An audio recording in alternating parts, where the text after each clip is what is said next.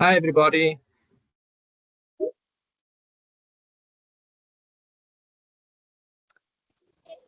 Hello, how are you?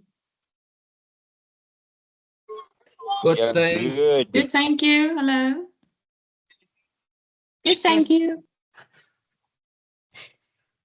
We've got some eager Good, very good. participants Thank you. today. Thanks for asking. Awesome.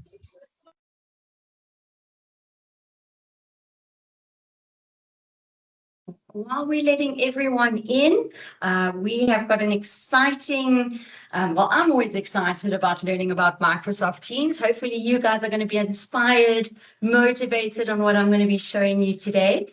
We're just going to ask that in the chat, please let us know who you are, where you're from, what are you teaching, maybe what you're looking forward to in today's session.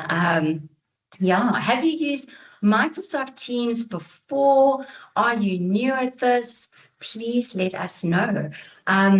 This is going to be a recorded session. So we will be sharing this recording afterwards. So if you have any questions, pop that in the chat. We're going to ask that you do keep yourself muted during the presentation. We can open up at the end if there are questions. Jonathan is going to be keeping an eye on the chat for me because I am your typical teacher where I just talk and talk the whole time. So he's going to be keeping an eye on that. Lastly, I'm just going to excuse myself. I do have a bit of a frog in my throat, so if I sound a bit scratchy, I've got some water on my side. Perfect. Okay. So today, we are going to be learning about Microsoft Teams, and I'm going to be talking about how this is a learning hub, that it all comes together. Now, just a little bit about myself. I am a global training partner. I am an educator and an instructional coach where I go around and I help support educators with how to use technology within the classroom. But I think the number one is I'm a teacher and not someone who was a teacher long ago when what it was like in the classroom. I am still actively teaching. So I use these tools all the time so that I can see what's working and what isn't working. So we're going to be talking about the best practices, and I'd love to hear in the comments how you are using Microsoft Teams.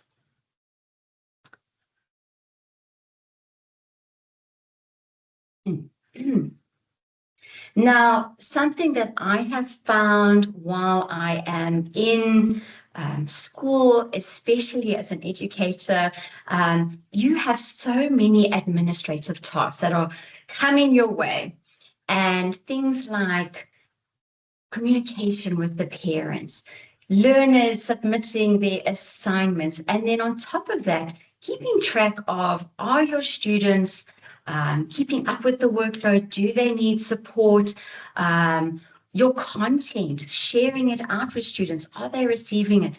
And it becomes quite overwhelming for an educator trying to keep on track, especially when you have large classes or multiple classes. Like I teach across the different grades from grade 1 up. And so trying to keep on track of that can be quite overwhelming. And that's where Microsoft just stands out. That education Teams just really brings it all together, and it really is fit for purpose, where there's quite a lot of tools in it, but what you can use it for, you can then design it to make sure that it's more accommodating for your students, where it fits in with your OneDrive, SharePoint, tracking your students' progress and everything that they are doing. So let's dive into what Microsoft Teams can do for us. So in today's session, I am going to be going into what it looks like within communication of teams. Now, I'm not going to go into creating a team and creating comments. That I'm going to show you further on where you can carry on your learning with that. We're going to be talking about OneDrive, where does all of this information sit within our OneDrive and even SharePoint? Then they're learning accelerators, the holy grail of Microsoft Teams education, on the support process that it has with your learners, but also for your, I want to say, educators, and how you can track your students and how they are doing. And then my favorite, class modules. I don't know if anyone has been using class modules, but it's one of my favorite features that we use within Microsoft Teams. So, like I said, the very basic of a team is it is so simple to then just go and create that team, creating a class team. So when someone is what we call our SSO, your single sign-on, which is your Microsoft account, and you can then create your team, a class team for your students. Now, what I normally do when I create a team is I don't invite my students in before. I get it all set up, ready for them, having the different channels, having maybe my modules already in place, and then I bring them in. So it's all ready for them. And then I can start releasing the different assignments and all of that. And it really is as simple as creating it and then adding your students. And if you've used them in the past, you can then just reuse them as a template. So it really is such a simple process to get it started. Now, with communication, this is one that I have found the biggest change with education. Now, we are, when we do use our, I want to say, homework diaries, when we are tracking our students and when they are writing their homework, but having the communication within Teams helps me as an educator make sure that all my students are getting the information, and the parents. The parents can also receive that information because there is the parent communication side of it if it is opened on your tenant. It helps keep track of assignments that are coming up, maybe classwork that is assigned, meetings that need to happen. Maybe you do a hybrid model. Announcements on, maybe you have an entrepreneur's day that's coming up. Have you done your planning? You know, as an educator, you have made those announcements instead of relying on your students writing it in their homework diary. Now, yes, there is purpose for it to have a homework diary, but here, especially if a student hasn't written on it, and they can then do check-ins with their Microsoft Teams, where they can then go see what are the latest updates, what do I need to do, help them with their organization, or even if students have been absent, they still have access to all that information. And what I love about it is that the teacher is always in control.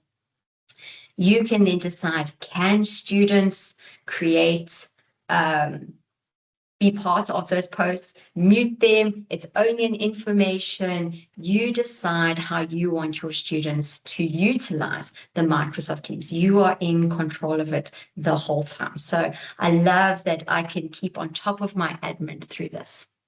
Now, as we are all in our Microsoft Teams meetings, we do understand the purpose of it, but just an added layer that maybe you guys are not aware of with Microsoft Teams is that with your education account, there is Microsoft Bookings. Now, Microsoft Bookings has been a game changer for an educator like myself, where I get parent meetings. And I get my parents to create, when I say create, book a time that is suitable for all of us, and it goes through my Microsoft Teams meetings, and it links to my Outlook. So I'm not double booking. It will close off any times that I may be teaching, or it might, if another parent has booked it, it'll close that off. And so that's a feature that I'd like you guys to have a look into to make it a little bit easier, especially when you want to have those conferences with parents or maybe touch base. Another thing that I utilize this with, although that in class I teach in person, If I have students that are absent, we also then do a meeting where I can do that recording. So if a student misses out on a lesson, I don't have to worry about catching it up. I can activate my Teams meetings, record that and send them to them so that they have it. So it's not just when we're doing hybrid, you can also utilize it for other opportunities. Okay. Now, I like to call Microsoft Teams my personal assistant in my classroom. It helps me keep track of my students' engagement. Now, an example is if I am taking or sending my students readers at home, and the parents maybe have not listened to their reading and they're just signing that homework diary, but you're seeing that there's not real progress happening. What Microsoft Teams does is we call it insights. And every time your student engages with Microsoft Teams, whether that's an assignment or checking in for a post or comment or submitting an assignment that they've done, your Microsoft Teams is checking that, and it will let you know which students have been doing their work, which ones are checking in, and which ones are also maybe haven't even logged in, so that you can then go in and say to that student, I see that you haven't done your work. How can I help you? Or report it to the parents so that you can do immediate actions instead of waiting afterwards. There's also a couple of features when it comes to our assignments where we have a little bit more control over their usage of AI, or maybe if we're wanting to do assignments like speeches, for example, where we know we don't always have time in class, Microsoft Teams can help us with this and even use AI-powered rubrics and grading to help support our findings. I use this quite a lot with my continual assessments that I do with my learners. Okay, now we have to talk about our OneDrive and SharePoint and what is the difference? Where does it sit? Because often educators might go, now I've shared this from my OneDrive, but now it's sitting on my Teams. Does everyone have access to this? And it's very important to understand the difference between SharePoint and OneDrive. When you create a team and any documentation that you put in that team under the shared folders, everyone in that team has got access to it. You can put the permissions in on whether it is edit rights or if it is only viewing. You can put that in when you are bringing in your students. Remember, students will just come in as viewing depending on how you set it up. Okay. OneDrive is your own personal working documents. So even though you might see your OneDrive on the left-hand side of Teams, it does not mean that students have got access to it. So what you have stored in your OneDrive is yours, and you can then upload documentation into the SharePoint, into that team, so that students can collaborate or they can have their own, but you still have your own documentation within your OneDrive. It is secure with that. If you are collaborating with other educators, it's as easy as sharing that link, and all those permissions sit in place of if they're in your tenant or if you want them to have edit rights. So just knowing that your documentation is secure within your OneDrive. Okay, now I'm not going to go too much into this one on your OneDrive. If you are not aware of how you share it, it really is opening up that document, going to those share options, and then selecting, do you want your students just to view it? Now, this is quite important because if I just want my students to view it, I don't want them making changes of all that hard work that I've been doing. So you can then select that. Just viewing, they can't download it. If you're sharing it with educators and you want to collaborate, working smarter, not harder, especially when it comes to report copies, giving them access to edit on it instead of you getting that printed copy with all the red markers on it. They can then just make those changes. So it really does, again, what you're needing, OneDrive and Teams make it accessible and simple for everyone.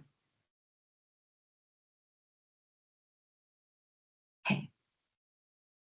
Now I'm just going to talk about the learning accelerators. Now, although I'm doing a lot of talking today, I'm going to be going into a demo of it, but I want to talk about the differences between reading progress and then reading coach. I know that we have an upcoming session on reading coach, and I want to talk about those differences, and that's what you're going to see. Reading progress is an assignment that you have within your teams.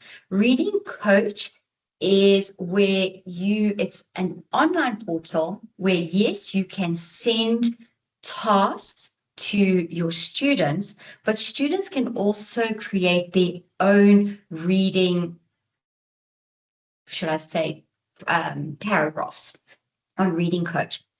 On reading progress, the teacher is the only one who can create that assignment.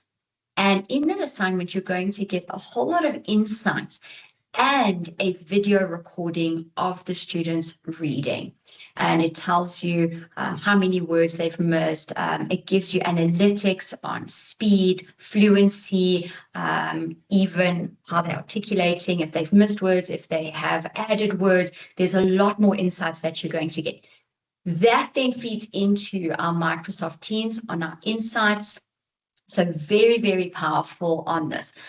Even though Reading Coach in itself is an amazing tool, Reading Progress I like to use within my class, especially, and all the language teachers that are on this call, where you have had, we know what it's like in the CAPS curriculum. We have to do group reading. We then have to do paired reading. We have to do individual reading. And there's just not enough time in the school day to get this.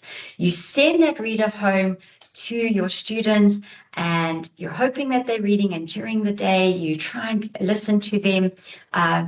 With Reading Progress, because you get that visual, you get an actual video of your students reading. One, you can see it. You can also see if parents are helping them.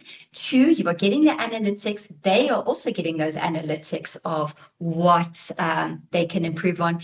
And once they've completed that task, it then jumps into the reading coach. Which words are we struggling on? So it also supports the learners as well. So you're going to get, as a class, which words your students are struggling with, and also obviously individually. So you can see, well, maybe I need to revise this concept. Now, I have mentioned that it's for the language teachers. It does support Afrikaans, English, and isiZulu. And one of my new favorite features is it's not just English that it is supporting. It will also look at, you have English US and you have English South African.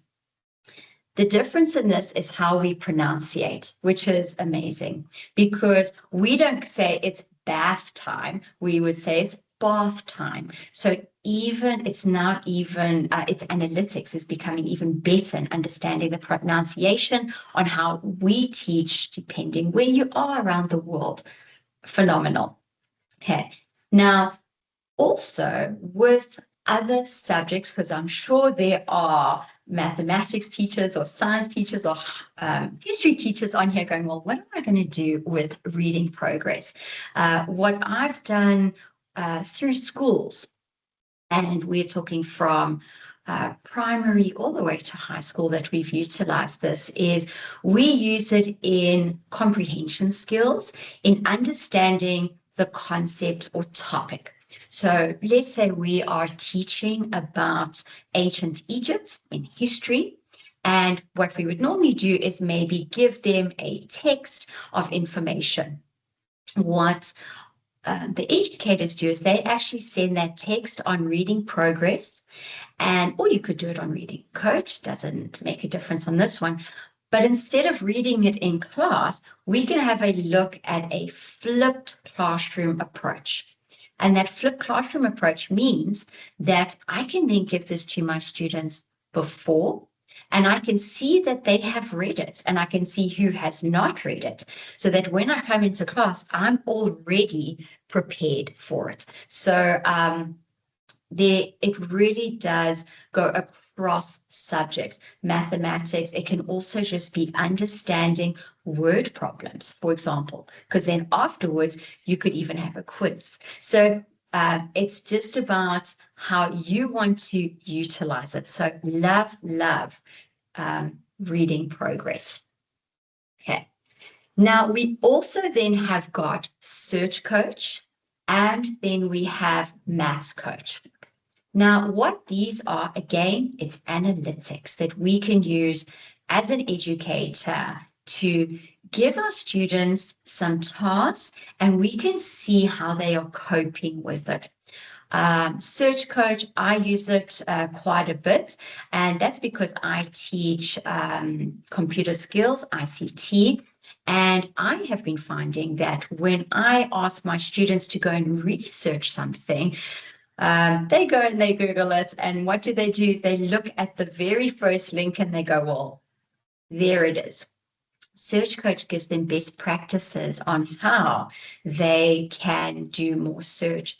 The maths coach, what it does is it's an AI powered, where it also then brings in concepts of mathematics that you want to teach, and it gives you the option where if a student writes it or draws it, they can upload it. Still very much in development, but I always recommend educators using it because, as we know, the more information we put in, the more accurate it will be. Okay.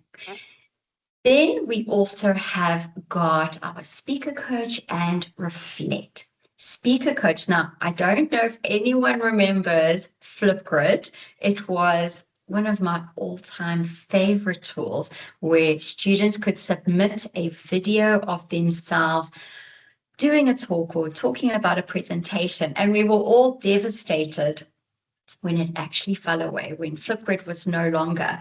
Flipgrid is actually sitting in Speaker Coach, and it also sits within your PowerPoint, so that when you go into a presentation and you activate your Speaker Coach or Speaker Progress, it gives you analytics on how to speak better and better. I use it all the time, and I can tell you one of the things it keeps on telling me is to stop saying I seem to do that quite a bit. Then we look at our social and emotional learning of our students, and that is the Reflect app. And where you will go to check-ins with your students, how are they feeling about the upcoming exams, or how are they feeling as the week? Are they getting excited about maybe there's an event happening? And what's really nice and the difference that we're going to see klas geweest. Ek sien heel boodskap. Daar's jy. En dan hier gekyk maar ek sien hom. Malcolm, if you could, sorry, Jonathan, if you could just check for muting, thank you. And what this does is, in class, you do a check-in and going, how are we feeling today? And kids can do a thumbs up and a thumbs down. But as a teacher, we carry on with our lesson, and maybe I'm going to blame Jonathan here. Jonathan keeps on putting a thumbs down, but because I am, engaging with my students in class, I might forget. And then the next week I ask again, and Jonathan still isn't feeling good or happy in class. When I run my Reflect in Teams, what it does is it keeps those analytics, and what it does is it can tell me, raise concerns and say, Jonathan actually hasn't been feeling great or happy in class. We need to intervene on this. So it helps, again, just keeping track of our students. Okay. Then we have our class OneNote. or you might use OneNote, but then there is in Teams your class OneNote. I use this on a daily basis, and I actually use it mainly for presentation, funny enough. And that's because I keep all my content within class OneNote. I do my lesson plans in there. I keep any of my files. So it could be Word documents, presentations. I even use it if you are one of the lucky ones that maybe can do annotation, digital inking, where you can do letter formation, writing. I put it all in there, so it's in one place. And again, I don't have to worry about sharing my content with students. They will have access immediately because it's in their class team. Everything is sitting there. So if they've missed a day, they were absent, or maybe they had sports fixtures, or maybe weren't paying attention in class, they can then jump into that class OneNote and gather all that information. Okay. So like I said, I've done a lot of talking on this, but it all comes together. There are so many resources on Microsoft Teams, and that added level where it has the education side of it, where you can then get those analytics, make those announcements. It's all just sitting in one place. So it really is an amazing, amazing tool. But let's have a look at how it looks. Jonathan, are there any questions before I jump in on this? I mean, no questions, but there is one where it says school email. Our school uses normal Gmail address. Was there something I perhaps missed?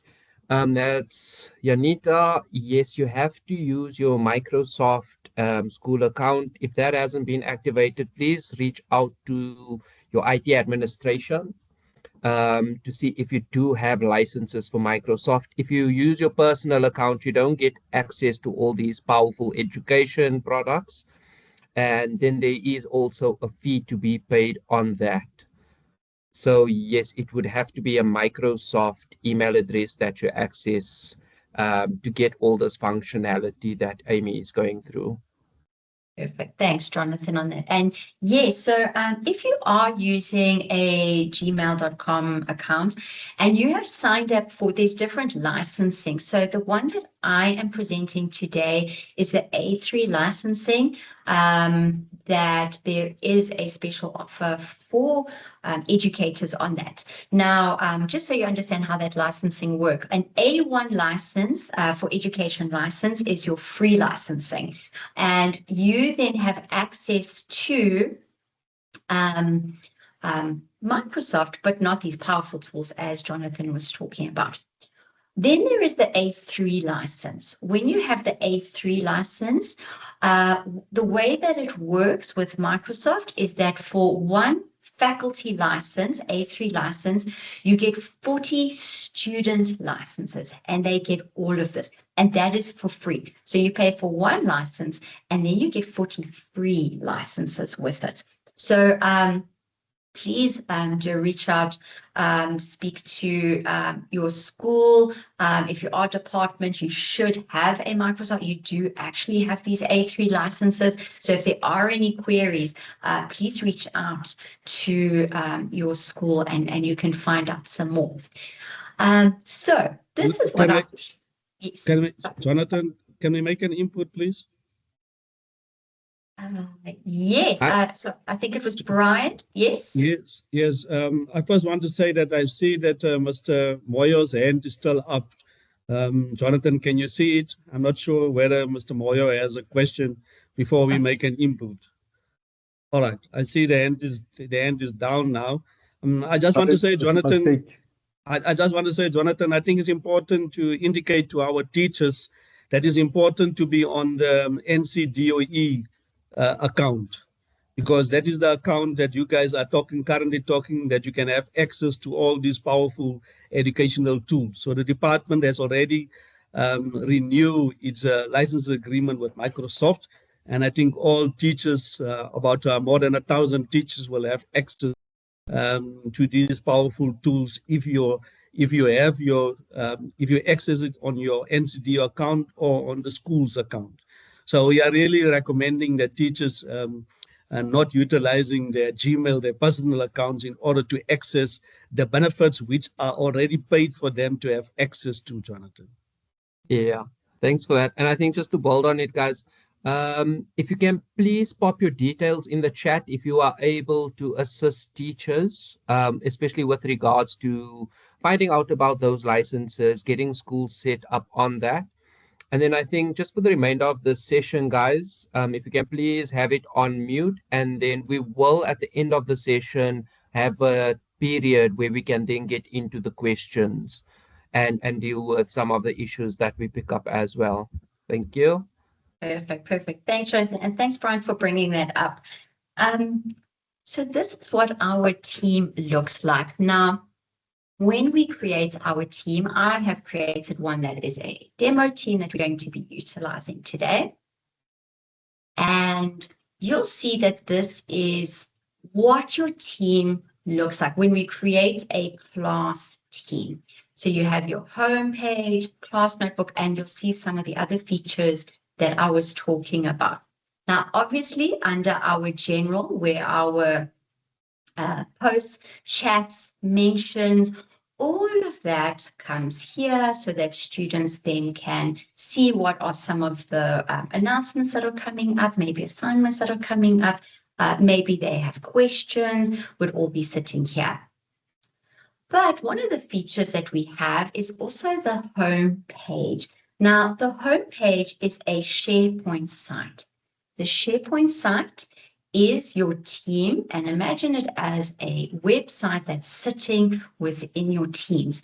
And this is an overview that your students would have of anything that is coming up within that team. So it could be assignments. If there are any meetings, when I say meetings, it could be maybe you do after school online, support meetings that we like to call it a focus time, where maybe we're going to be helping them prep for exams and we're going to be doing an online. It could be there for them. Any assignments that will be coming up. It would also have some information about the teachers. So if you share this team with a teacher, you will find it over here. And as an educator, you are in control of the site. And all you have to do is then say edit, where you can then start adding, is there text? Are there images? Maybe you want to add some links for resources. You're in control of it. Students cannot create these SharePoint sites. Only the teacher can do that. So you can really make it your own. You can add maybe some text in it. You can also have a look if maybe you want to add, maybe you've got the star of the week and you want to really make it fun. I like to see it as almost a weekly newsletter that you can publish out and say, what are the highlights? What are we looking forward to? And it also helps us with our planning. Often I have found that because as an educator, we feel overwhelmed. It's also quite overwhelming for students when they've got so many tasks.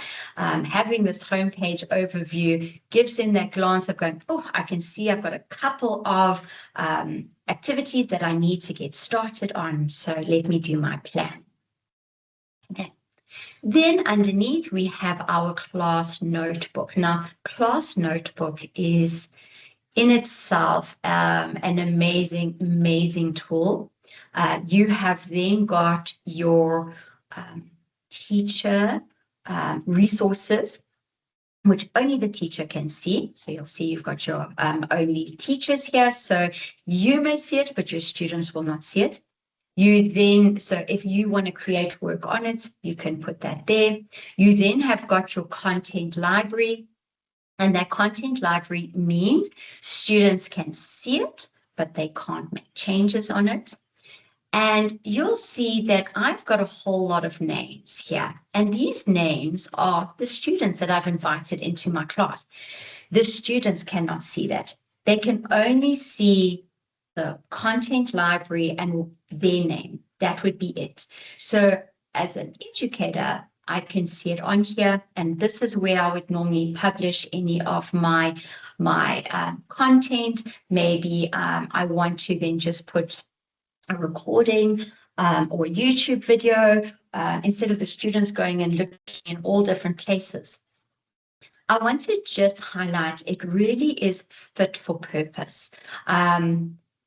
Some schools really like the OneNote because students can put all their work in one place, where others are going to say it doesn't really work for me because, one, we don't have those devices, so we still are going to be using book and papers, or it could even be a case of I've got younger students and we want to rather focus on letter formation. It really is how you want to utilize these tools. I use it mainly for content to share with my students that it's in one place. But I'm really going to go into now the classwork. This is my favorite tool, and I'm sure that you guys feel this. I go into schools and I will show them some new tools and I'll show them some new features. But us educators are very, very well planned, and we already know what we are going to be teaching for the rest of the term. And I like to get my teaching content and everything ready so that when I just want to share it with my students, it is ready. I already know what my concept is. I already have what the assignment is going to be. And this is where our modules come into place. So under our classwork, and then we have our modules, which actually come back into our Copilot Teach. So I'm going to show you how this looks. So I'm going to say add a module, and you can then say add in a new module for yourself, but there is some AI features on here, and I'm going to say history. Okay. You can then select your grade that you're going to, that this is going to be going to. Now, where this is important is it doesn't even have to just sit in one team. We can also utilize this in different teams. So you know that you have a grade 7 F and a grade 7-5. You can create the modules, and you'll see when we go into assignments, I can actually allocate those modules there too. So I'm going to say we've got a grade 5 module, and here we then have got which language. Now we're going to keep this with just English, because when I was talking about the English, South African English, that comes to our reading progress. And I say next. Now, what are my learning objectives? Now, of course, I am going to do a little bit of cheat. Well, I don't think it's cheating too much because we do have our Copilot. So I'm going to keep it a little bit simple on here, and I'm going to say create a module on ancient Egypt. Okay. Let's just keep it nice and simple like that. Now, for this, obviously, we're going to talk about prompting. I'm keeping mine quite simple, just so that we can streamline the process. But the more information you put in, obviously, the more accurate it's going to be. So this is my module that I am wanting to create. So I'm going to just go up to this activity. I'm going to copy that and put it into here. Okay. Now here I can decide how many modules is this topic going to be. I could have one about the Nile, then I could have one about maybe the pyramids. Again, completely up to you on what you are teaching. I'm going to put it that it's just going to be my one module on this concept, and then I'm going to say draft it. And what it will do is it's going to start now giving, what's that overview? This is the resource that I'm going to be giving to my students. So here you will see that it has given me some different modules. I can go and edit it. I can change it. Maybe I want to say concise and bulleted, and I'm going to make those changes. I can type in those different things that I wanted to put in. Again, as an educator, you are in full control all the time, which is amazing. So I'm going to say, keep this, and I'm going to add these drafts. Okay. Now you'll see that I've got a couple here, and I've kept them as draft. And what that means is that my students can't see it. If it's under draft, my students cannot see it. That means I'm still working on it, and my students are only going to see the ones that I've published. So this is the one that I've published. So when my students go under classwork, I can say, go into your classwork and you'll see one of our modules. Please go through it, and it will have all of our activities ready for it. Okay. So you'll see that my view is very different. I've got the different topics that I'm wanting them to do. Now here, I want to start adding. Obviously, when we are teaching a concept, we also are wanting to assess them on their understanding. Maybe you want to give them more resources on the topic. This is really an amazing for exam prep, cycle test prep, or even again, looking at that flipped classroom of go into your classwork, have a look at the different, or whatever that module that you are teaching, and go through the different topics. So here now, I am going to want to start adding different resources, activities on here. Now, what I can do is it's the same functionality. I can either say add resources or drop files here, and I can link it up to my OneDrive. So I can go into my OneDrive and say I've got a couple of folders, or maybe I have some files or presentation that I already have, or from your device, you can upload it. You can add your learning accelerators or an assignment, so it's going to be a task, will also sit within here. And if you are using your class notebook, you can also find any pages here. But I'm going to show you the Create with Copilot. Now, just like our Teach in Copilot, which is our Copilot chat, it also sits within Teams. But now I don't have to share it out. It's already there for my students. So I'm going to say here that I would want my students to have flashcards on here. So I'm going to go into my flashcards, and again, I'm going to be cheating, but it's not cheating, is it? So I'm going to say, let's just get our module overview of what we're going to be learning. Jump back into it. Now, it does have a minimum count. You need to have 240 characters, not words. Characters is the letters on it. And I can then decide, is this going to be a multiple choice? I want it to be a learning opportunity for my students. Okay, so I'm going to say, and I'd like them to generate it. So we're getting ready for our cycle test. I'd like to give them that added resource to help them. We've covered it in class, or maybe it can be, if you do have devices in class, that it can be an activity in class as well. And I'm going to say generate.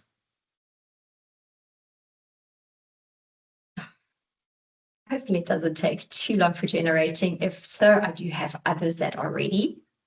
I always plan for whenever we do live presentations and something goes wrong. So I always have a backup just in case.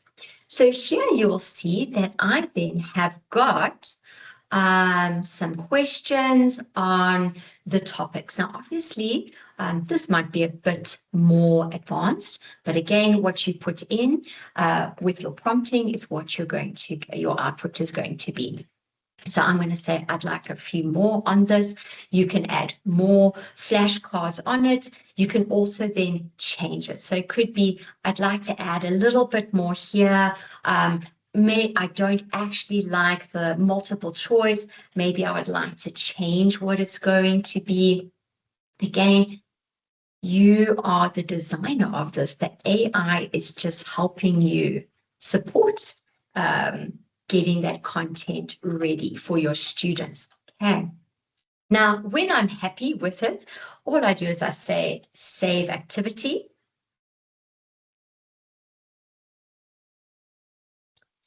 And I'm going to go into view my activity. Now, I'm going to show you how that looks with these analytics. So when I say to my students, go into your classwork, it's going to show me who's viewed it, how many people actually have access to it, and they can then start playing it.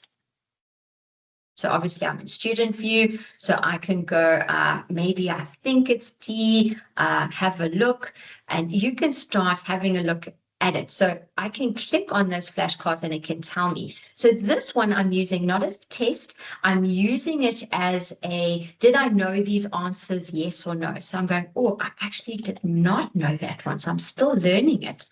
So I click on it, I see what's the next question, and I have a look and I go, I don't know this answer. I do know this answer. As a student, I can then go, yes, I know this. Then I go, maybe I don't know this one.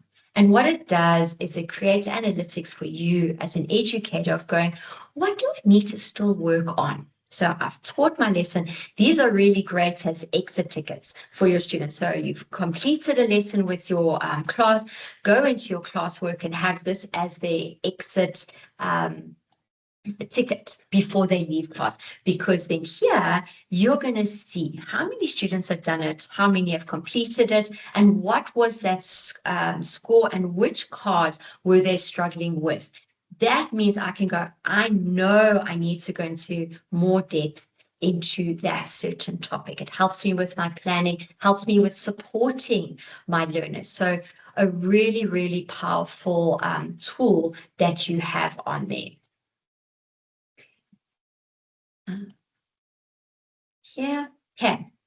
So it's just being a bit delayed there. And when I am ready for my modules, my students' activity is ready, all I do is I then say publish. Okay. And then I can then publish it. Now, one of the things with it, it does give you that warning, is that once I have published it, I can't go, actually, I'm going to take it back to draft. Students then can see it. So your only option is then to delete it or edit it from there, but students will then have access to it. And then once it's published, you'll see again, when I go into my student view, now I've also got, here I was doing a technology one, and my students can then start doing those activities. I can also create a whole lot of different ones that they can utilize with it.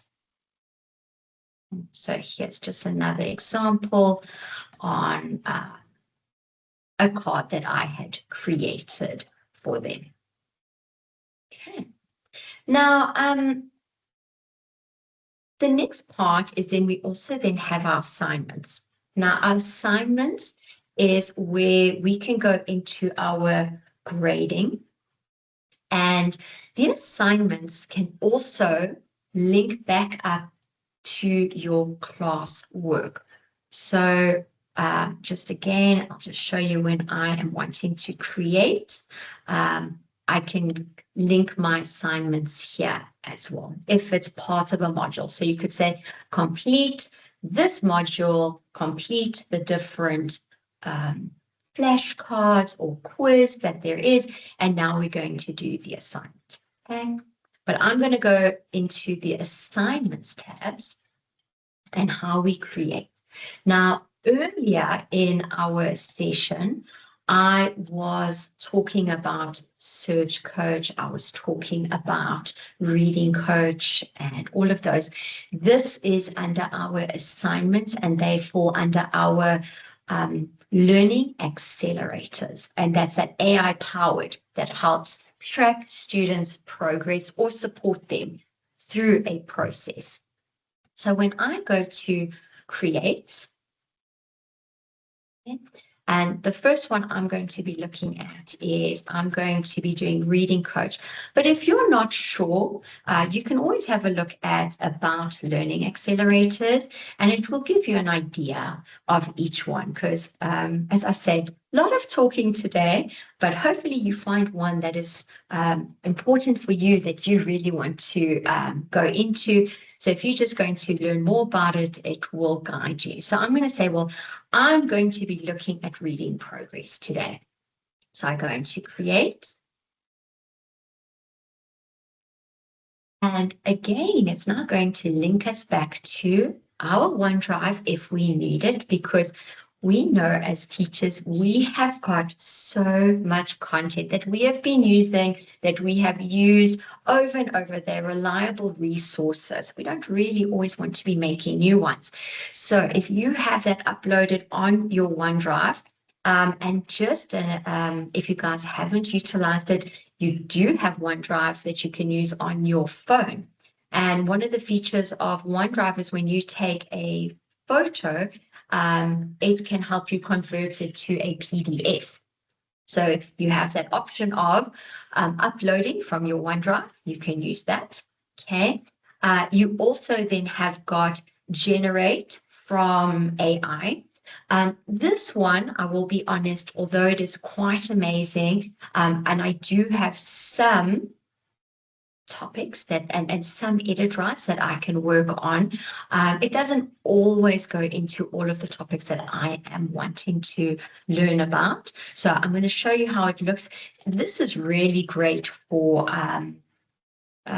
unprepared reading, for example. Okay, you can then select how many words that you would like to utilize it with, your age group. Now, one thing that I do with this is, because this reading progress is globally recognized, you might find that you're teaching grade 7 for, you're teaching the ages of grade 1, so it would be your 6 to 7. So I'm going to say, well, I'm in the later half of the year, so I want to then use the age of 7.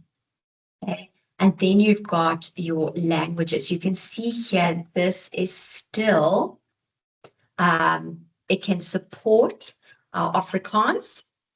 So it can create an Afrikaans text for you, and it can also create Zulu. Those are the two current ones. And then obviously there is English. This one hasn't given the South African English for pronunciation, but as we say, as the AI is getting better, you'll probably find that it is going to start coming out as well, because in our next passage it is there. And then I can go generate that passage. And what it does is it gives me a basic breakdown, and I can say this is quite complex, so I'd like to just tone it down a little bit. These are some words that my students don't know, and you do also then have that option of adding to it if you need to. So maybe there's some sight words that you would like to add into it. So although it's given the gist of it, the foundation, if there's still things that you want to edit and check, because we always do check our AI content, you can make those changes. And it's really good, just as a good practice, to put a good or bad feedback, because that's how Microsoft is actually learning if the AI content is improving or not. So it's always good to put that feedback in. The other option, and this is the one that I'm going to be using today, is you've got your browse sample library. Now, this one, it has already got text that is written for you, and with it, we don't really have edit rights. So you would first select the level that you're wanting for your students. And you could then go and have a look at the stories. So you go under preview and you can see what the story is about. This doesn't give me the option for editing. Those stories are already published. It's that library. But again, also really nice for extension work for your learners. Okay, so I'm going to select this one. Okay. And you'll see what I do is how many attempts. Now, if we're doing an unprepared reading, you could say they only have one opportunity and then they it submits it automatically. When I start this out with students, and just like us, we want opportunity to correct ourselves. Maybe I wasn't happy with that reading and I want to try again. I do tend to keep mine on unlimited. I think if a student wants an opportunity, but again, depending on your target, what were you trying to achieve with it? Okay. You then also have got then the time limit for it. And the max is 10 minutes, but I don't think we want it to go a little bit higher because our time is very important. So you can say it's only 3 minutes on here. What that means is that if the student is still reading that paragraph or the text that is there, it will automatically turn it off for them. So again, completely up to you on what you are trying to achieve for this. Okay. And then we have got our reading coach. The reading coach comes up so that when a student is struggling at the end of it, it's going to say, you struggled with these words, let me guide you. I always keep the video on. And the reason for that is I also want to see how my learners are articulating their words. I also want to see if, because obviously you will have the sound on it, but I also like to see how they're pronouncing their words, articulation with it. So I do keep that on. Some of the questions come as going, well, I don't have a laptop. What's amazing about this is that this can be used with Chromebooks, laptops, cell phones as well. As long as there is a camera and a speaker, they can use it. It just goes onto an online, so students can use it. So if parents have got Teams on their phone, they can then utilize it like that. Okay, so I'm going to, I just wanted to show, I'm going to say choose new. I just want to show you one of the things was when we were talking about steps, here, you'll see that over here, it also has our English pronunciation. When you're uploading your own one over here, you would then select English South African. Perfect. So over here, when I'm ready, this is the text that I'm wanting my students to read. I'm going to say next. Now, just as we would carry on with an assignment, I'm going to say the big star. And I would give the instructions of what my students are needing to do. Read it and submit. This is a just homework, or it could be read it by Friday. And some examples again of how this can be utilized is when we do group reading. An example that we did at a school was they did a paragraph. A whole chapter that would go out. So they were doing their coursework in Afrikaans and they needed chapters to be read. And the teacher was finding it's taking me so long to read that chapter to them instead of coming into class. So what they would do is on a weekly basis, on a Monday, they would assign that chapter out. And what they did was they had it as a PDF and it was uploaded. Remember, students cannot print this, so you don't have to worry about copyright infringements or anything like that. It's the PDF that you have. And it does not accept photos. So if you take a photo of a book, it won't accept it. And the students then on Friday, instead of reading the Afrikaans text, they could just go into the comprehension side answering questions because the teacher already saw who had read it and who hadn't. Okay. You also then have got your rubrics. Okay, so again, just going to point back here, we have our modules. If it is something that you're wanting to add to your modules that we had created earlier, you have then got rubrics. This one also amazing because Students know what the expectation is. So if you've already got one and you'd like to upload it, or maybe you'd like to create it here, the expectation is there. Same with parents, so that they know where their point system was coming from. So you can add your points when you do your grading. And this one, our AI ethics you're going to see this in all of your assignments, is you have your AI guidelines here. Now, it doesn't stop the students from using it. For example, if I say no AI use is allowed, it gives those students that guideline, and in here the co-pilot feature wouldn't work, but it doesn't stop students from going and using a different platform. So, but it gives the students the guidelines of your expectations on here. So we're going to say, yes, they can use they can't really use AI for their reading. Reflect is a check-in afterwards. How did they feel about it? Did they enjoy the story? That goes back to our Microsoft Reflect. A new feature is your standards. So what this has is it is CAPS aligned. So if I go and I have a look at what my teaching modules need to be, I can then go into, I'm going to say South Africa. Now, it is still developing. So if you don't find your topic, you don't have to use it. It's not something that you have to use, but you can select what the year, topic, and then you can look at your, I'm going to say, reading and viewing. And you will see that the different contents are here. So we'll just say short story.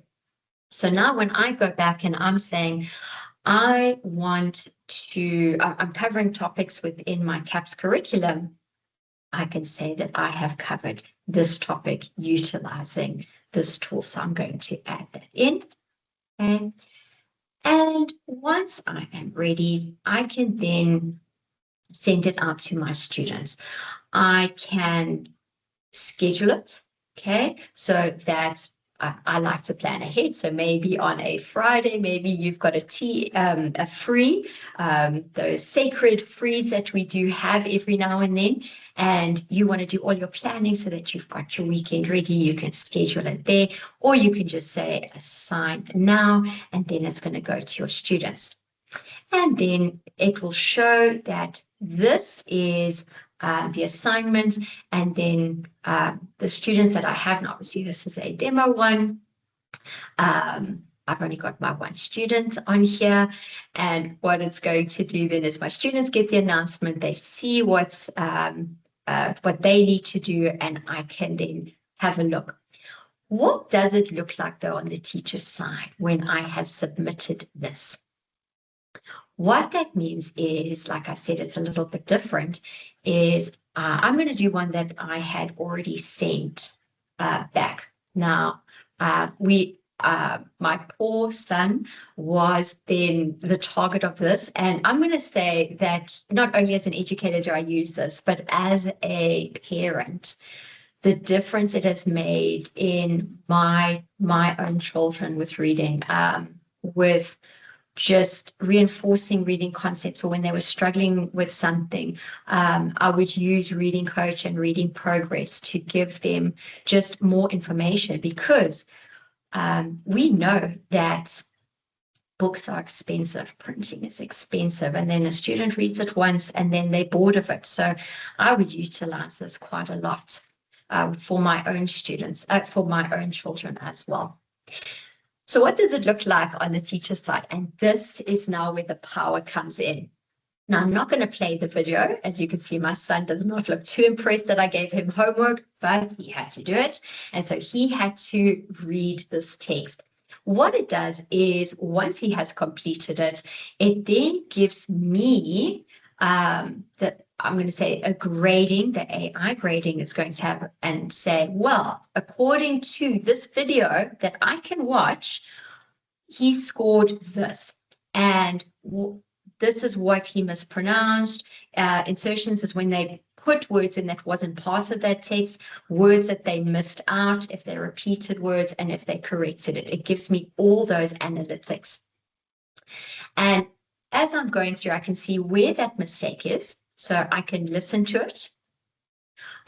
Or what I can also do is if I click on the word, you'll see it. So it says here that he's added those words in, and it shows me, and I go, actually, I want to listen. Did he put that word in?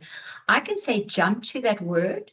And what it will do is it will take me straight to that video where it was, and I can listen to it. And then I can go, no, it was correct. It was correct. And what it does is then it starts changing that scoring. Or I can go, no, it really was actually a mispronunciation. Okay. Again, full control. It is a support to help you. And then I can then provide my feedback on here and give my marks to my students on here. And what's really nice is they see this too. They can see which words, and their reading coach comes in on which ones that they need to work on. And that, so I find this incredibly useful, not only as an educator, so that I can see where my students are needing help. I also use this analytics. I can't share it out to parents, but because the students have this report back, parents can see it, and you can use this and go, let's have a look, let's see. And it supports you when you go, we need some help with this. How do we help them? You can also then assign these individually. You can share to different reading groups. You are in control. So love this, especially when we know how expensive reading resources are. So just keeping an eye out. Malcolm, I know, I'm Jonathan, I know that you had put in that there is a form for today's session, so please have a look. But are there any questions, Jonathan, that I need to just address before I move on to the next part? I haven't seen any questions, although there is good updates that we got from Brian and another colleague just around teachers getting their school email addresses set up. So that is great information. So we will liaise with the team that set up the training session, and we'll make sure to get the IT department those email addresses, school names, or assist in that process. And then just to build on quickly, you're right, Amy, I did share the register for today. There's 2 links that I've shared, and I'll share it again. The one is to complete the register so you can receive your certificate for participating in today's training. That is one of the links. And then there is also the SACE register. SACE requires you to complete that form, please, and that will enable you to get your 5 CPTD points. So I'll be sharing those in the chat now as well again. Amazing, amazing. Thank you. And we all, for those points, we've got to show that we are committed and learning. Hey, so I'm sure that we have maybe some aha moments, or this is amazing. So just before I move on, just through the reactions, a thumbs up. Do you think that this reading coach would be something that you could utilize? Do you think that this could have an impact with your teaching strategies for your class? Could you see it supporting a learner maybe? So please, just in the reaction, thumbs up or hearts, what have you, because again, an amazing tool that, and I work with different softwares. None of them work like this. So love it. Yeah. So one of the next assignments that I am going to be jumping into now is our search coach. Now, search coach, as I was saying earlier, I teach ICT skills, and part of that is learning what are the best practices for searching. And we tend to not have eyes or information on what the students are using with it. And so Search Coach comes in where it's all about investigation, checking, following up, and showing which information that they were researching with. So if I am asking them to create a science project, history, that doesn't matter. it can really go across many of the subjects. Looking at your search coach. So if you click on your search coach, and what it does is same thing. What are the tools that I want them to do when they are searching? Am I just wanting a reference to a link, or am I wanting them to really dive into it? So in order for them to complete this task, I can then toggle on and off what I am looking for on this. First thing, we don't want our learners to just be clicking on that first link and then submitting that. We want a minimum of, so depending on what your content is about, it's always great to then put here how many sources you are expecting from here. And you'll see as I turn it off, that goes away. Okay. So I like to do the explanation because why? The students must then state, why did they use those sources to then submit? Why did they feel those were the ones that they could then utilize within this project? So you would then put that information. And what's nice is if you're still learning, we'll go, well, what is that information that I'm actually looking for? If you just click on that, what this teaches, it shows you the skills that your students are going to be developing. And again, having a look, where can I bring this into my curriculum as well? Because I also have this as a reference that I can use.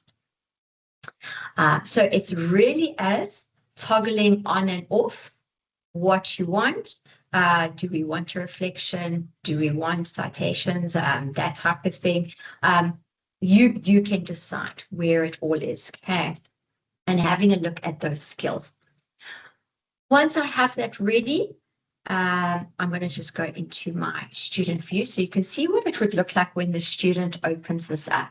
So now instead of the student going in to Google, they're going to search it here. So I'm going to say Soft Learn. Now, again, depending on your firewalls at your school, some might not open up. So if it's not coming up, that might be the reason. But I am wanting to, do more training on Microsoft Learn. I'm just putting this one on because we're going to be sharing this one. And I can go, well, yes, this is one that I want to have a look at. And here is all my information that's on here. I can research it, I can have a look at it, and I go, okay, this is definitely one that I'm going to be using on here. So what I can do then is I say, save the source. And it will go there so that when the teacher comes in, when you have completed it, I can see where they were looking. Okay. Then next, again, I can see why did I have that? It gives me the, okay, obviously I'm missing the explanation of why I utilized that. And it shows me what tools I went, what websites I was using to gain that knowledge. So that's what the student's view would look like. Now, obviously, I'm not a student, so it won't let me complete it. But this one is quite powerful in itself. So once you've created it, then again, it will take you to your assignments and you would carry on with your assignments on it to then publish, and it would track your student stuff.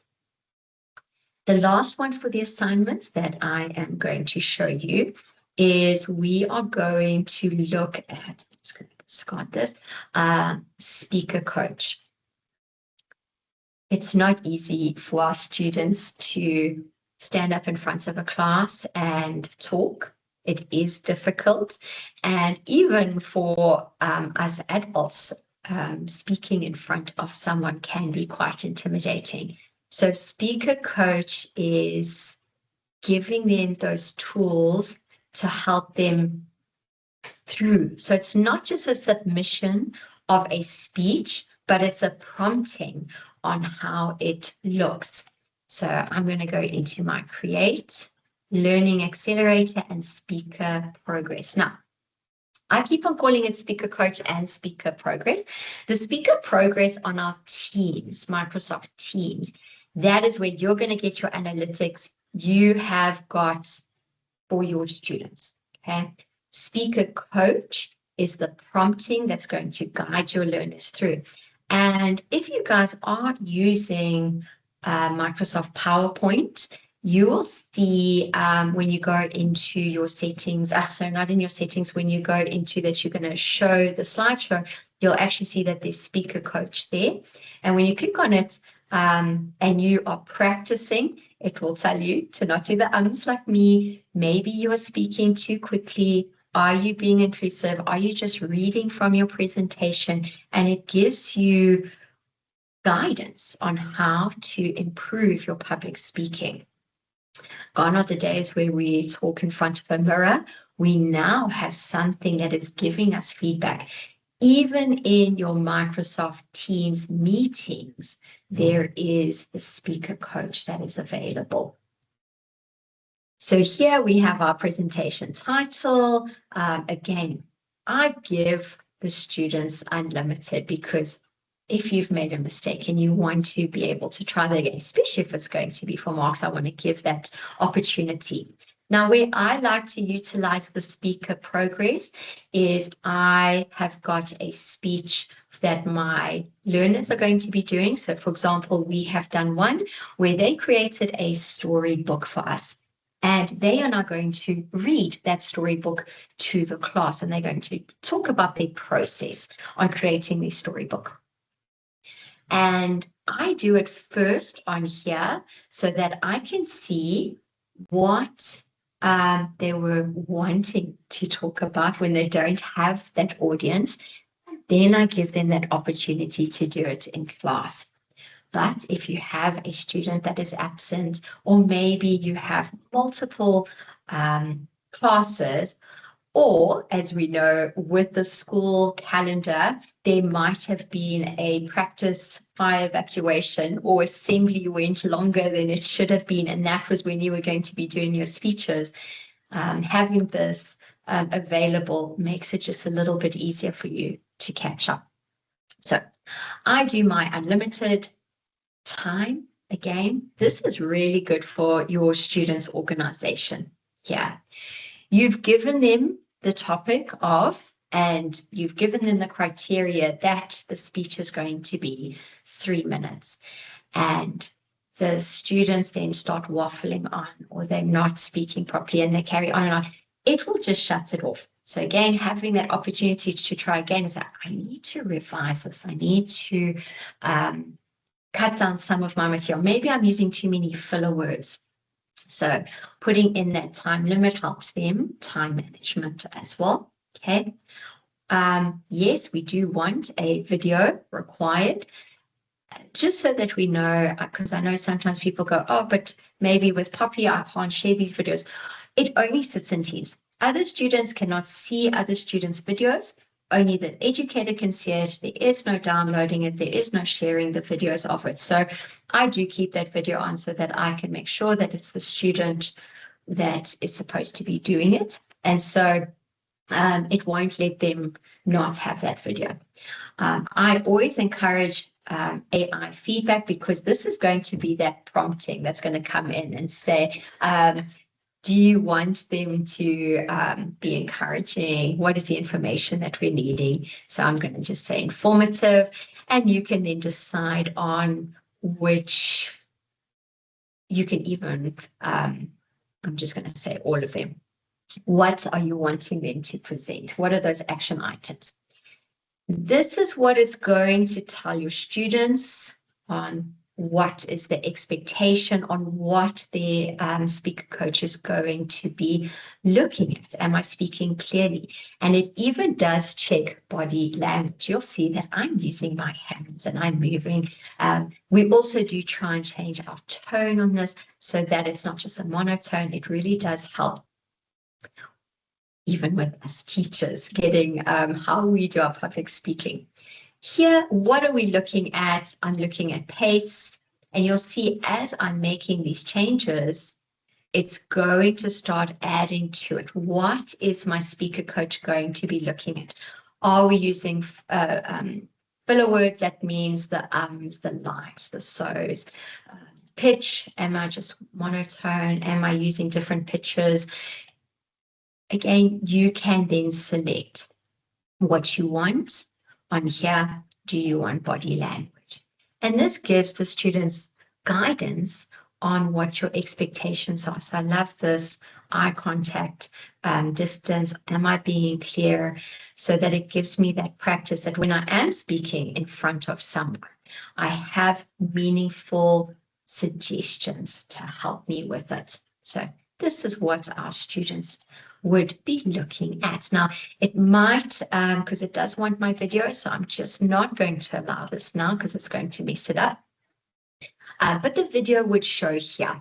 You would see me on here. And I then have got the option to upload a PowerPoint. So I have my speaking notes as a student. So once I have that, it would then give me that option to start. Now, obviously I can't because I'm already on a call. And then I would just press start. My PowerPoint would be playing and then I can talk through it. And as an educator, you would then get that video of the student's speech. This can be in so many things, not even just in class. You could even use it for extramural activities. So debating. So you need to talk. It could be maybe you have got a speech that is coming up. Maybe you are one of the prefects. Maybe there is a class discussion that you want the students to practice on, and the student is feeling a little bit overwhelmed, needs some help with it, but your scheduling is a bit crazy because of extramurals on your side, and maybe they've got sports. To create a speaker coach for them that you can say, yes, do it in front, I will have a look.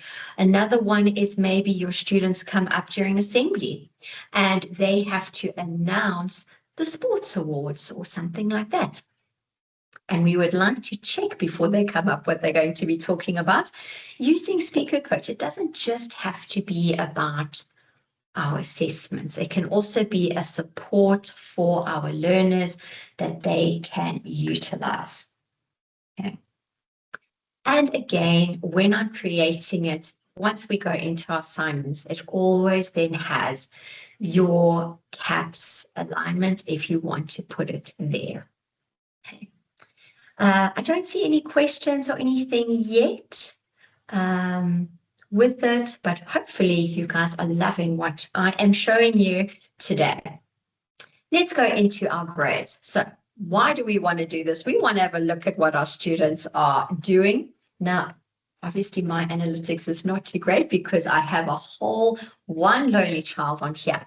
But as you can see, as I am assigning the different tasks, it's going to be keeping track of what my students are doing. So I can see what they have aligned, and then once I've given that grading, it will show here. I can export this to then Excel. Again, going back to our OneDrive, all sits together. Microsoft works together, and that's what makes it so powerful.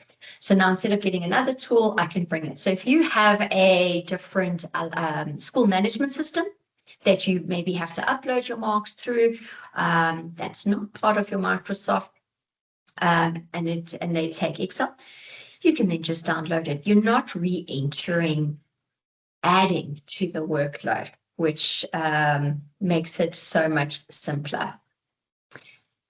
Then we have got our insights. Now, our insights is tracking our students on everything that they do on Teams. And as I was saying at the beginning, when and we are finding it more and more actually when it comes to reading, when I send out a reader or I send out an assignment that is printed, I don't really know if my students have been doing it. And yes, there is accountability to it, but we also know that as educators, they're going to come back to us and say, well, how have we supported our learners? And so putting everything on Teams, on your insights, helps you with that support. It will show you the digital activity. Now, this one for me is phenomenal because it will tell us as it's getting those insights, it will show, so Caden hasn't been on, or it will show that he's actually working quite late at night. And so we can go, we need to intervene, because if a child, I'm going to talk about a young one, maybe old grades, they have a lot more studying to do. But if a child is only logging in at 8 o'clock at night to have a look at homework, that's a concern for us, or only logging in very early in the morning of the day to get it done. We need to go see why. So I can use this information and go straight to my to the parents, or maybe to my department head or principal, and say, I'm very concerned about the following student. They're not online, or they're online very late. Their assignments are not being handed in, and you've got your evidence here. Okay. So all your assignments, the activity on Teams, and then obviously Reflect, which I'll show you now, all shows in one place. So this is where you're going to get your support as an educator, because trying to recall and keeping those notes of going, did they do their homework? Didn't they do their homework? And record keeping, Teams does it for you. So even though you might be getting them to write it in homework diaries, putting it into a team so that parents can track it or students can track it, maybe they weren't available, it is there for you. I utilize this quite a lot. Then we have Reflect. Now, Reflect is just the, I want to say, cutest thing on when you can use it in Teams. And then there's also then outside of Teams where you can do check-ins with staff members. You can do it with learners. You can even do it outside of your organization. So maybe you are doing a talk, and maybe you are presenting and you want to see how is everyone feeling today in the training session. You can send in the Reflect, and this is really powerful. The students also have the Reflect on here. They cannot do a check-in, so they can't go do a check-in here and say, well, how is everyone feeling today? And so I'm going to just show you what that preview would look like. I've sent it out to my learners, and this helps me build my vocabulary. So I'm going to go, I'm feeling a bit, I'm okay. And then I can say next. What does okay mean? Am I bored? Am I reserved? Am I tired? I love the where it takes. Let me show you just some of the other ones. Maybe I'm feeling really happy today. I'm feeling great. What does that mean? Am I confident in my work that I'm doing in class? I'm proud of what I achieved in my cycle test. I went up a whole 5% because I studied really hard.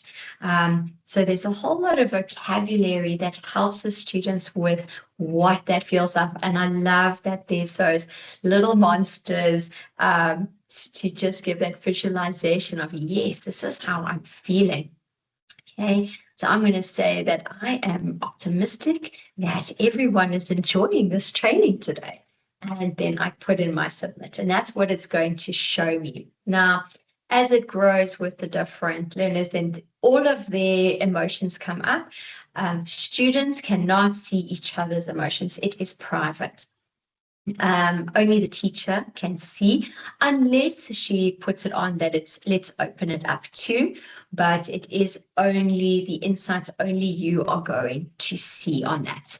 Okay, so only the teacher has this. Now, for any of you, maybe you don't have access in class to one-on-one devices, and you would prefer to use a printed version.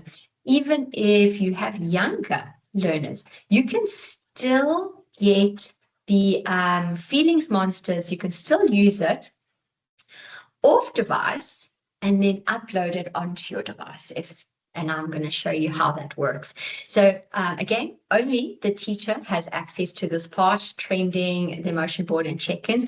The students have this part, but I'm going to go into my emotion board. And what I can do is it's already assigned that Caden is going to be the turtle. So it assigns the class, and you can change it as you've got it there, an animal.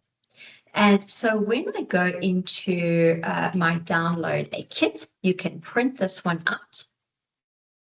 And you'll see that it's gotten a how-to. There is also a how do we do this, but you can print this out and it gives you an idea. So in the morning, they come in and they do a check-in and the class can physically go up. And so Caden is that turtle. No one else knows that he's that turtle, but that's his animal. Now, if you are in a younger grade and they do have, you can't change the animals, and the reason for that is when we upload it. But maybe if you do have name boards and stuff, you might want to use these as part of it.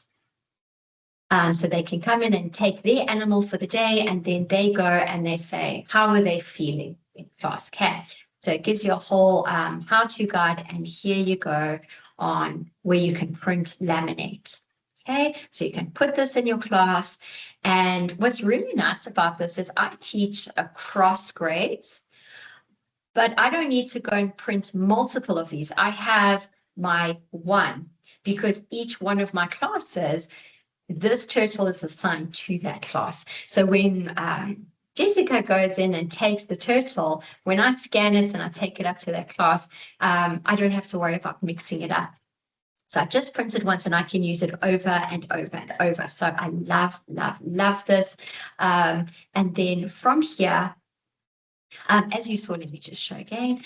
From there, what happens is when they are completed, you can go into your Teams and take a photo of it and upload it in, and it will track it for you. So even though you're working off device and you have now today's emotions, how were they feeling? Were they happy? You can do this off on your phone and upload it, and it tracks it. So if someone in your class is going, they're not feeling so good, they're always feeling a little bit tired, you can even use it as part of a lesson for social and emotional development on how they are feeling. Now, some of the tools that are available in class and where the students can utilize it is maybe you have a study time that the students need to do. Maybe you want them to learn a bit more about their social and emotional, or maybe there's some stories. Again, depending on what you're wanting to teach, the age group that you're wanting to teach, here are some of the different tools. So we have got a meditate, and what this does is it plays a short video of, and it will say breathing in, breathing out with some calming music. So you could have one end of the day, let's do a meditation. This is not something that has to be in class, that the students need their own devices. You could be displaying this. I use this as brain breaks for some of my younger learners, where we go, okay, let's do a quick brain break and let's just do a breathing activity or a dance activity, a move activity. So we'll go, okay, let's stand up, let's just take a step away and let's follow the different actions that are there. If your students have got devices, there are some games that they can play, a memory game. So this can be an extension on maybe after the activity, or maybe a learner is feeling quite overwhelmed. And if you do have a device that they can use, they can utilize this. Some music where you can play some background music. As you can see, the music is not too long, but the way that I like to do this is I play these background musics for our learning time or focus time in class. So let's say I have got an activity where my students are now going to be creating today we had one where we were creating formulas in Excel, and it was a concentration time, and it was, I'm going to give this time limit, and I don't really want a timer going down because they're watching the timer. I want them to focus on the task, and then when it's done, when that music is done, then we'll go in and reevaluate, and then I can assist. But this is a time of you investigating, trying, problem solving. So you've got 15 minutes. So I like to use this as a timer with that music. That's also just very calming. We also then have got some podcasts where they can listen along. This is a great one for your listening and speaking skills, so they can listen to the story first. Again, the students don't have to play it with their own devices. This is something that you can put in class, and they can listen to it, and then they can write it down. So it could be listening to it and how are they feeling. And there's different topics that you can have a look through, especially if there are altercations that are happening at school that they can utilize. They've also then got stories. This is a great one for assemblies. I know teachers that are using this for assemblies where they have to put a good story out. And so they actually play the story about their whatever that they're learning, finding a new friend. So someone's new come in, and how do we, and so they talk about some of their morals, or maybe it aligns back to topics that they're learning. It could even go into your comprehension skills.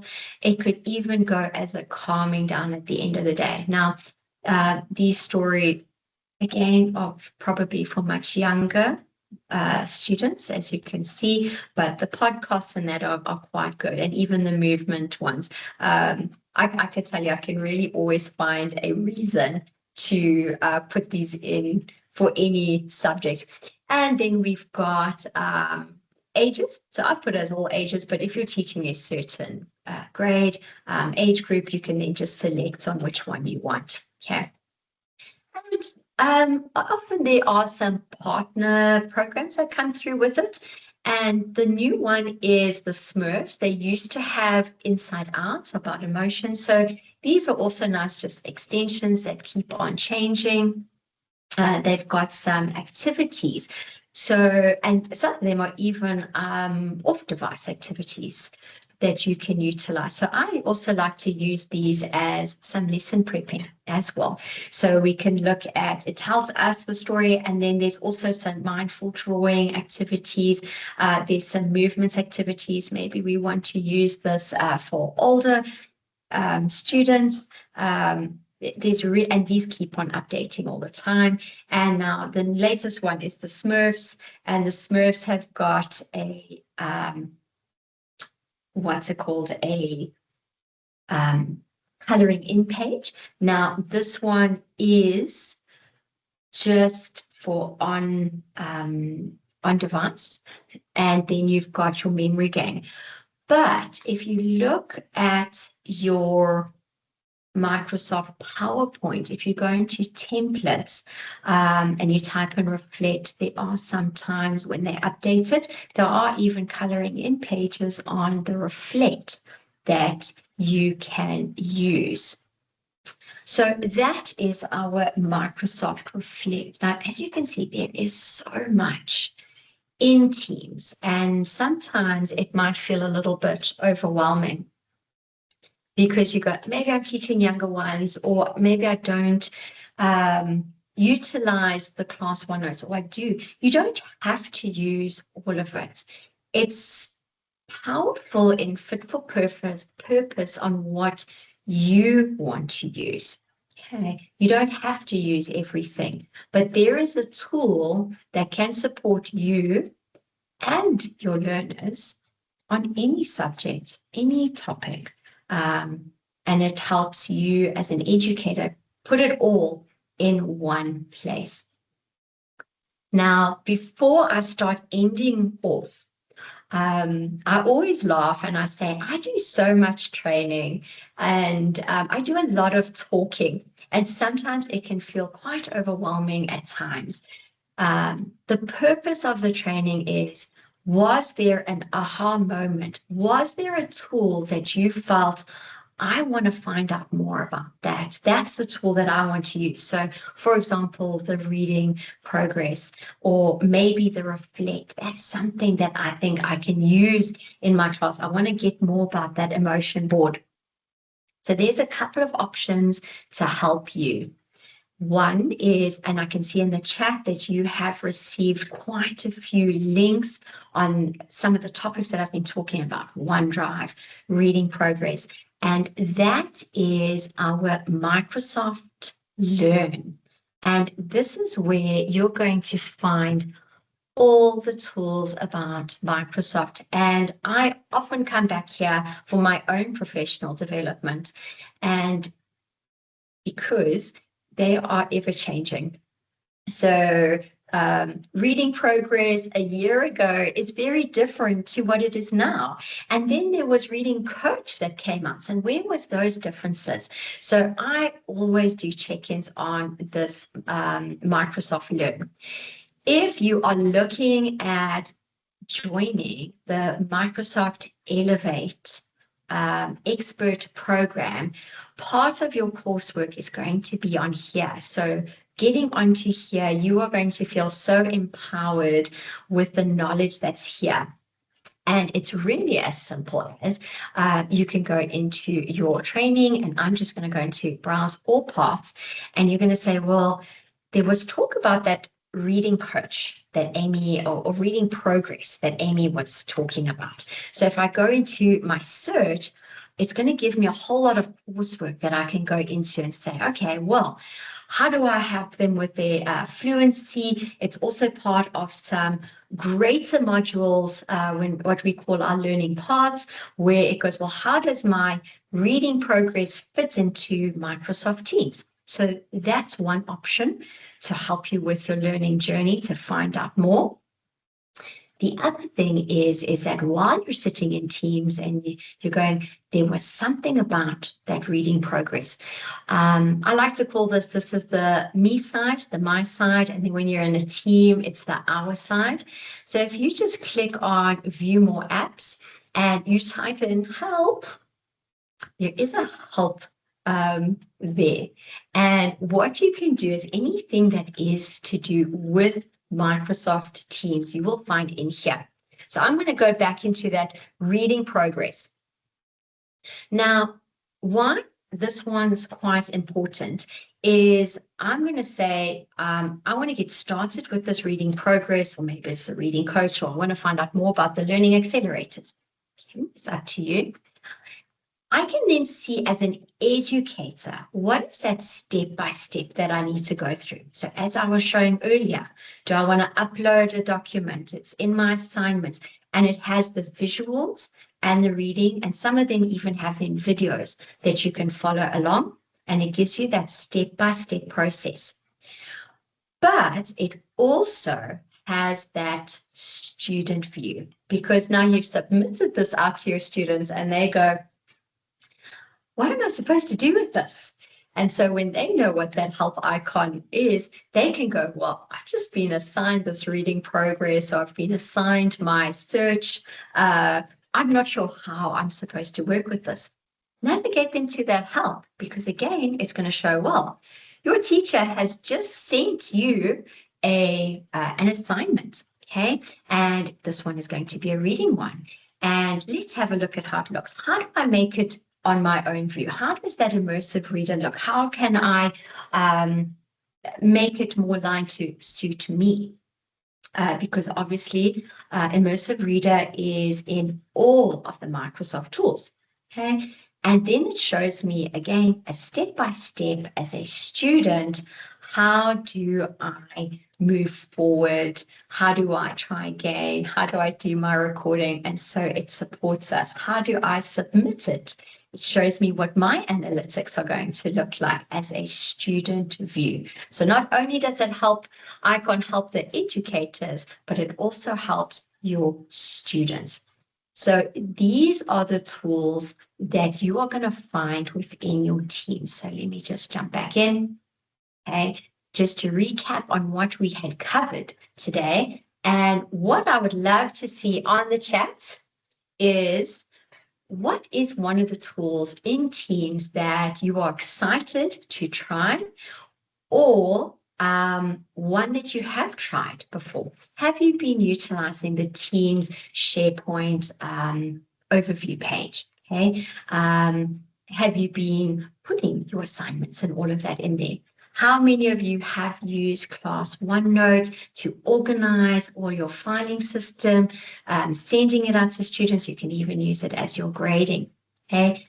And is there a favorite learning accelerator on here? So just a recap on what those learning accelerators was: reading progress, search progress, maths progress, and speaker progress. Now, I didn't go too much into the maths progress, but for those that would like for me to demo, I'm happy to show that it's still in, I want to say, learning mode.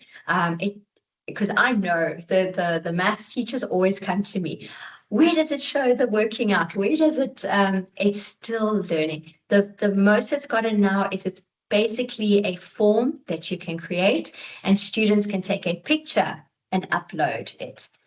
For me personally, for maths, I think that OneNote is a much stronger tool at the moment, but Maths Progress is a great one for tracking insights for your students. So yeah, I find it quite hard to find which one is my favorite. And then, how excited are you guys about class work and your modules where everything is just sitting in one place? We don't have to then go into our files, into our OneDrive, where students are then gaining access into our own personal documentation. Our class work has all our modules, all our resources, all sitting in one place. It's absolutely phenomenal. And we know as educators, we are continually updating our content, but we also have content that we want to keep on using. So having those modules that you can reuse over and over is astonishing. So I love someone's going to be trying the search coach. Yes, see what those kids are investigating. Just an idea of one that I did, because we know that our learners are using AI. I created a worksheet that it was a true or false information, and I made it that some of it was true and some of it was false, just to see how far they were doing the investigation. And that's why the search coach is amazing. So the one was the Great Barrier Reef is the largest reef, and I said that it's in Africa, the continent of Africa. And these were younger students, and some of them were going, it's true, and some were going false. And so we had a whole discussion on why. So part of it was true, but it was actually false information, which AI can also do. So we were talking about, so we bring it all back together. So yay, please use that. Okay. I'm going to now start answering some of these questions that I see. There was one about grade R learners, and yes, we can't forget about our littlies. So the grade R, the one that I'm going to recommend for the grade R is reflect. So bring your students into class. They don't need to be on device, because you know what? Yes, we've got to have that time that's off device and on device. So I would say go onto your emotion board and get your students to be talking about their feelings, their vocabulary on that. You can bring this into your curriculum. Play time, the move time. brain breaks, play that, display it on for your students. I do this actually with my grade notes. I do teach grade notes, and they love the this or that, and it's different movements. So do you prefer daytime or nighttime? And whichever one you prefer, you have to do that movement. It gets them moving. Okay. There are a couple of ones for the older ones. Then I'm also going to suggest for your assignments for the grade R a speaker coach. Get it to be a family show and tell. Love this one where they can go, this is my pet, or this is, I'm nervous to go into grade 1, end of the year, what are your nerves? And using speaker coach as a get to know, what are they nervous about? Get to know your class, get to know the family behind it. So you really can use it in so many. Okay. Okay, so yes, so we've got some from higher education, yes, and studying, yes, and investigation citations with Search Coach is a big thing. I work with higher ed organizations, and it is one of the common things. So yes. These tools will help you in all of it. Jonathan, are there any other questions that I have missed out on? I am trying to, yes, the presentation will be shared out with. I know that you will receive the recording. You will also then receive your certificate for being part of this training. And then my presentation deck, I will also be sharing. So you will have that as well. Jonathan, are there any questions that I might have missed out before I hand over to you to end off the session? Hi, Amy. No, you've got it all covered. Thanks, guys. You've been catching all the questions throughout.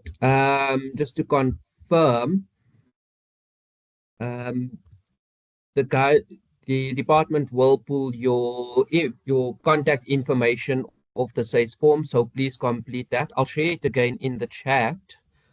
And then the only other thing that I want to cover from my side is around Zabuza.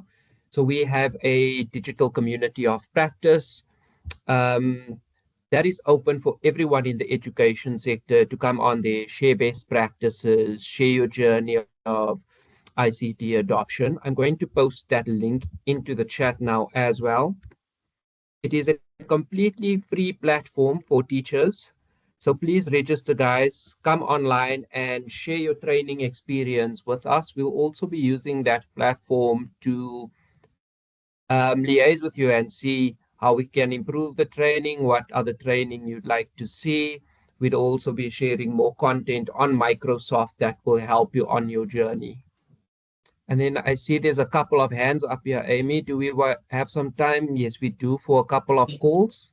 And then let's go. Moses, are you able to unmute yourself? I know sometimes the guys press it when they mean to give a thumbs up. That's quite often. Okay, Malepo. And then I see we've got Brian. Oh, there we've got. Yes, Mr. Malepo. Good afternoon, everyone. Yes, I just wanted to ask, how do we access this app? Is it an app or what is it, this Microsoft Teams thing? Great question. So yes, it is an application. You can have it on your phone. You can also, if you have a device like a laptop, you can utilize that. Or if you have an iPad, you can use it. You can also use it as a web-based. So if you go into office.com and you sign in with your Microsoft account, and it will show you the different apps. You will see that Microsoft Teams is there. So there are many ways that you can access this as long as you are using your education Microsoft account that we had spoken about earlier. You will see that you have these features. I've shared that link in the chat as well for office.com. Thank you. Okay. Next question, I think we And have then Moses' hand is still up. I'm not sure if he can unmute and ask his question.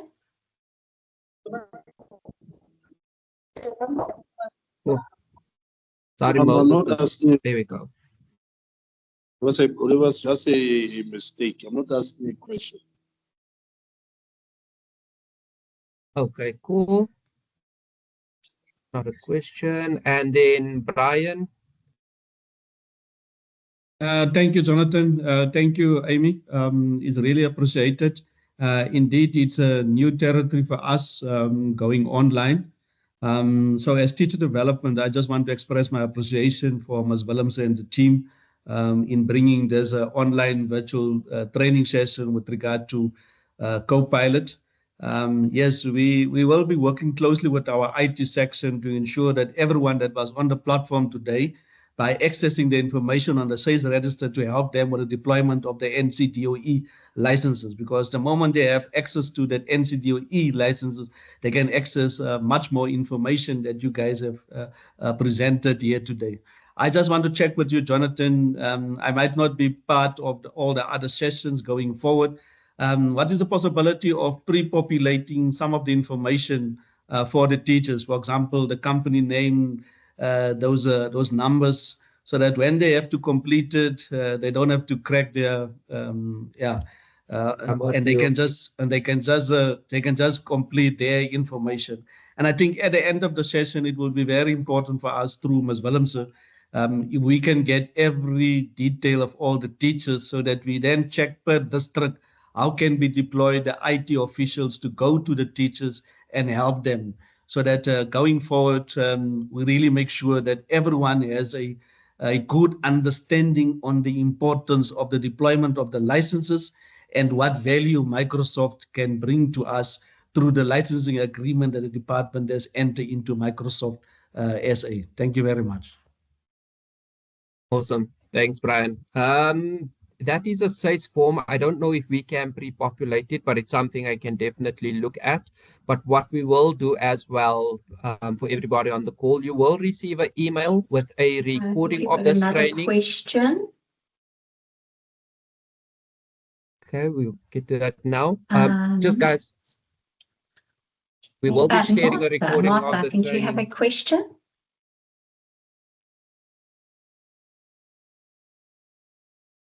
Good afternoon, everyone. Am I audible? Yes, we can hear you. My question is that the NCDoE license, if we request for it, is it free for the schools, or the schools have to pay a certain amount in order to access? Thank you. As far as I'm aware, I can't talk about what the agreements are with the different schools.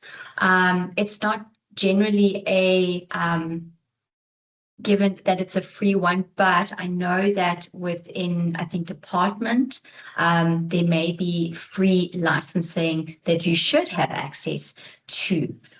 So I think, as Brian was saying earlier, it might be worth reaching out just to gain that access to us, so your school then can get that access to the Microsoft licensing. All right, thank you, ma'am. It's indeed free, and it's also very safe with all the features that have been built in. So we're going to make sure that indeed that your information that you have stay as confidential as possible. Moses, but I'm not sure if he's unable to unmute himself. But maybe, Moses, if you want to, then just put in the chat that we can answer your question. Amy, I was just responding to say, indeed, it is free, NCDoE. So for every one teacher license, we also have 40 learner licenses linked to that. So indeed, we would like to move into that space for our teachers to utilize the licenses in the province. Well, just on my side, just a very big thank you for taking the time out of your very busy schedule. I know how your afternoons are sacred for marking and extramurals and time being with your family. So I appreciate it. I hope that today's session you found tools that you can utilize. I know that in some of the comments there is the data, there might be even devices, but hopefully one or two, like the Reflect, is something that you can utilize. I'm just hoping that today's session you have found a tool that you can walk away that you want to investigate, learn, and use with your class. So a big thank you from me for spending the last couple of hours with me. And thank you, Jonathan, for keeping an eye on that chat. It always makes life a little bit easier for the presenter. Awesome. Thank you, Amy. Thanks, everybody. It was great. Thank you for being so interactive in the chat as well. And we look forward to seeing you guys tomorrow. Bye, everyone. Looking forward to tomorrow. Bye. All right.